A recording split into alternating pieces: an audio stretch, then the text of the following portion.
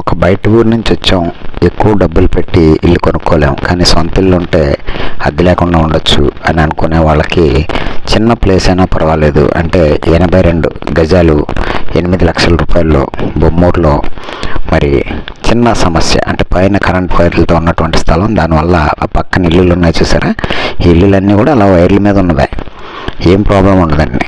కాకపోతే 22,500 రూపాయలు పక్కన స్థలం అమ్మారు.